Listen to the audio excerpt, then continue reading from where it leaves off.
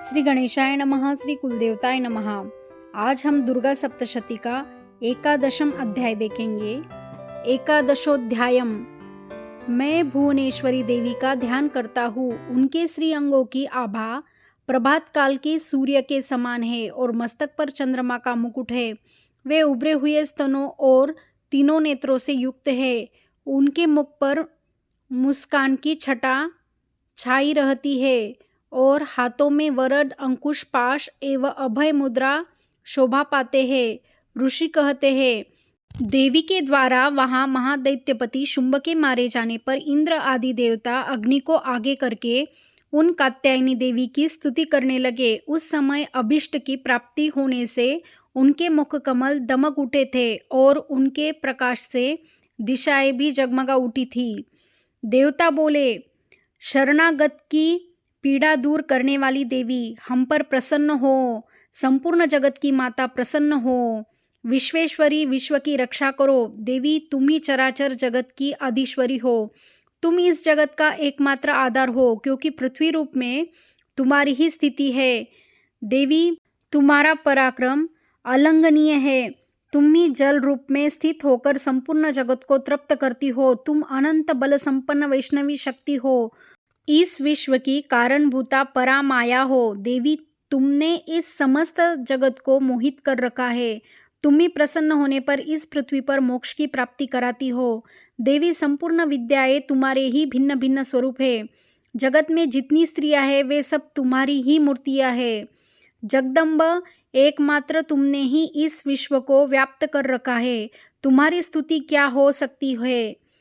तुम तो स्तवन करने योग्य पदार्थों से परे एवं परावानी हो। जब तुम सर्वस्वरूपा देवी स्वर्ग तथा मोक्ष प्रदान करने वाली हो, तब इसी रूप में तुम्हारी स्तुति हो गई। तुम्हारी स्तुति के लिए इससे अच्छी उक्तियाँ और क्या हो सकती है। बुद्धि रूप से जब लोगों के हृदय में विराजमान रहने वाली तथा स्वर्ग एवं मोक्ष प्रदान करने वाली नारायणी देवी, तुम्हें नमस्कार है। कला, काष्ठा आदि के रूप से क्रमशः परिणाम अवस्था परिवर्तन की ओर ले जाने वाली तथा विश्व का उपसंहार करने में समर्थ नारायणी, तुम्हें नमस्कार है। नारायणी, तुम सब प्रकार का मंगल प्रदान करने वाली मंगलमयी हो। कल्याणदायिनी शिवा हो। सब पुरुषार्थों को सिद्ध करने वाली शरणागत वत्सला, तीन नेत्रों वाली एवं गौरी हो। तुम्हें नमस्कार है। तुम सृष्टि पालन और संहार की शक्तिभूता सनातनी देवी, गुणों का आधार तथा सर्वगुणमयी हो। नारायणी, तुम्हें नमस्कार है।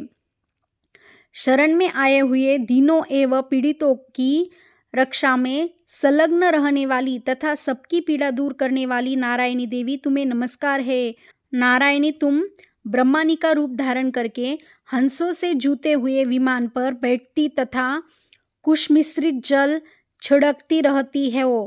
तुम्हें नमस्कार है। महेश्वरी रूप से त्रिशूल, चंद्रमा एवं सर्प को धारण करने वाली तथा महान वृषभ की पीठ पर बैठने वाली नारायणी देवी, तुम्हें नमस्कार है। मोरों और मुर्गों से घिरी रहने वाली तथा महाशक्ति धारण करने वाली कौमारी रूपधारिणी निष्पापे नारायणी, तुम्हें नमस्कार है। शंख, चक्र, गदा और शारंग धनुष रूप उत्तम आयुधों को धारण करने वाली वैष्णवी शक्ति रूपा नारायणी, तुम प्रसन्न हो। तुम्हें नमस्कार है। हाथ में भयानक महाचक्र लिए और दाढ़ों पर धरती को उठाए वाराही रूपधारिणी कल्याणमयी नारायणी, तुम्हें नमस्कार है। भयंकर नरसिंह रूप से दैत्यों के वध के लिए उद्योग करने वाली तथा त्रिभुवनी रक्षा में संलग्न रहने वाली नारायणी, तुम्हें नमस्कार है। मस्तक पर किरीट और हाथ में महावज्र धारण करने वाली सहस्त्र नेत्रों के कारण उद्दीप्त दिखाई देने वाली और वृत्तासुर के प्राणों का अपहरण करने वाली इंद्र शक्ति रूपा नारायणी देवी, तुम्हें नमस्कार है। शिवदूती रूप से दैत्यों की महती सेना का संहार करने वाली भयंकर रूप धारण तथा विकट गर्जना करने वाली नारायणी, तुम्हें नमस्कार है। दाढ़ों के कारण विकराल मुख वाली मुंडमाला से विभूषित मुंडमर्दिनी चामुंडा रूपा नारायणी, तुम्हें नमस्कार है। लक्ष्मी, लज्जा, महाविद्या, श्रद्धा, पुष्टि, स्वधा, ध्रुवा, महारात्रि तथा महाअविद्या रूपा नारायणी, तुम्हें नमस्कार है। मेधा, सरस्वती, वरा, भूति, बाभ्रवी, भूरे रंग की अथवा पार्वती, तामसी, नियता तथा ईशा, सबकी अधीश्वरी रूपिणी नारायणी तुम्हें नमस्कार है।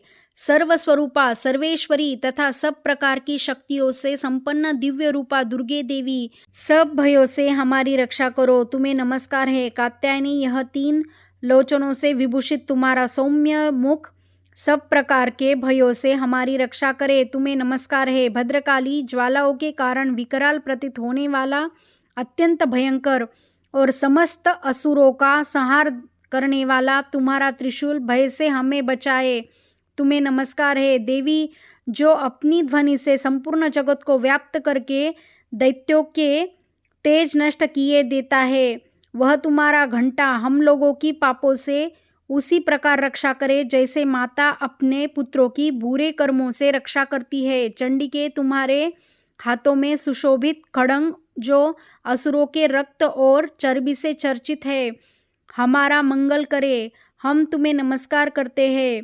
देवी, तुम प्रसन्न होने पर सब रोगों को नष्ट कर देती हो और कुपित होने पर मनोवांछित सभी कामनाओं का नाश कर देती हो। जो लोग तुम्हारी शरण में जा चुके हैं उन पर विपत्ति तो आती ही नहीं, तुम्हारी शरण में गए हुए मनुष्य दूसरों को शरण देने वाले हो जाते हैं। देवी अंबिके, तुमने अपने स्वरूप को अनेक भागों में विभक्त करके नाना प्रकार के रूपों से जो इस समय इन धर्मद्रोही महादैत्यों का संहार किया है, वह सब दूसरी कौन कर सकती थी। विद्याओं में, ज्ञान को प्रकाशित करने वाले शास्त्रों में तथा आदि वाक्यों में तुम्हारे सिवा और किसका वर्णन है, तथा तुमको छोड़कर दूसरी कौन ऐसी शक्ति है जो इस विश्व को अज्ञानमय घोर अंधकार से परिपूर्ण ममता रूपी गड्ढे में निरंतर भटका रही हो। जहाँ राक्षस, जहाँ भयंकर विष वाले सर्प, जहाँ शत्रु, जहाँ लुटेरों की सेना और जहाँ दानव हो, वहाँ तथा समुद्र के बीच में भी साथ रहकर तुम विश्व की रक्षा करती हो। विश्वेश्वरी, तुम विश्व का पालन करती हो, विश्वरूपा हो, इसलिए संपूर्ण विश्व को धारण करती हो। तुम भगवान विश्वनाथ की भी वंदनीय हो। जो लोग भक्तिपूर्वक तुम्हारे सामने मस्तक झुकाते हैं वे संपूर्ण विश्व को आश्रय देने वाले होते हैं। देवी, प्रसन्न हो। जैसे इस समय असुरों का वध करके तुमने शीघ्र ही हमारी रक्षा की है, उसी प्रकार सदा हमें शत्रुओं के भय से बचाओ। संपूर्ण जगत का पाप नष्ट कर दो और उत्पात एवं पापों के फलस्वरूप प्राप्त होने वाले महामारी आदि बड़े बड़े उपद्रवों को शीघ्र दूर करो। विश्व की पीड़ा दूर करने वाली देवी, हम तुम्हारे चरणों पर पड़े हुए हैं, हम पर प्रसन्न हो। त्रिलोक निवासियों की पूजनीय परमेश्वरी, सब लोगों को वरदान दो।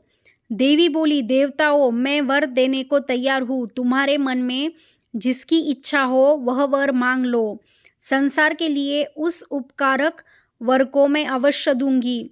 देवता बोले, सर्वेश्वरी, तुम इसी प्रकार तीनों लोकों की समस्त बाधाओं को शांत करो और हमारे शत्रुओं का नाश करती रहो। देवी बोली, देवताओं, वैवस्वत मनवंतर के 28वें युग में शुंभ और निशुंभ नाम के 2 अन्य महादैत्य उत्पन्न होंगे। तब मैं नंदगोप के घर में उनकी पत्नी यशोदा के गर्भ से अवतीर्ण हो विंध्याचल में जाकर रहूंगी और उक्त दोनों असुरों का नाश करूंगी। फिर अत्यंत भयंकर रूप से पृथ्वी पर अवतार ले मैं वैप्रचित्त नाम वाले दानवों का वध करूंगी। उन भयंकर महादैत्यों को भक्षण करते समय मेरे दांत अनार के फूल की भांति लाल हो जाएंगे। तब स्वर्ग में देवता और मृत्युलोक में मनुष्य सदा मेरी स्तुति करते हुए मुझे रक्तदंतिका कहेंगे।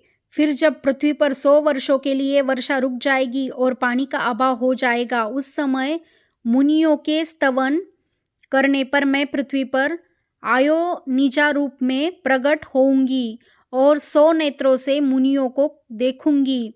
अतः मनुष्य शताक्षी इस नाम से मेरा कीर्तन करेंगे। देवताओं, उस समय मैं अपने शरीर से उत्पन्न हुए शाकों द्वारा समस्त संसार का भरण पोषण करूंगी। जब तक वर्षा नहीं होगी तब तक ये शाक ही सबके प्राणों की रक्षा करेंगे।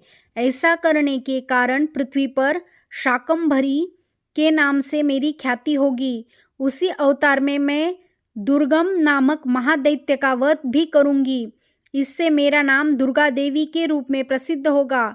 फिर मैं जब भीम रूप धारण करके मुनियों की रक्षा के लिए हिमालय पर रहने वाले राक्षसों का भक्षण करूंगी, उस समय सब मुनि भक्ति से नतमस्तक होकर मेरी स्तुति करेंगे।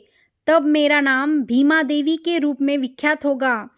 जब अरुण नामक दैत्य तीनों लोकों में भारी उपद्रव मचाएगा, तब मैं तीनों लोकों का हित करने के लिए 6 पैर वाले असंख्य भ्रमरों का रूप धारण करके उस महादैत्य का वध करूंगी। उस समय सब लोग भ्रामरी के नाम से चारों ओर मेरी स्तुति करेंगे। इस प्रकार जब जब संसार में दानवी बाधा उपस्थित होगी, तब तब अवतार लेकर मैं शत्रुओं का संहार करूंगी।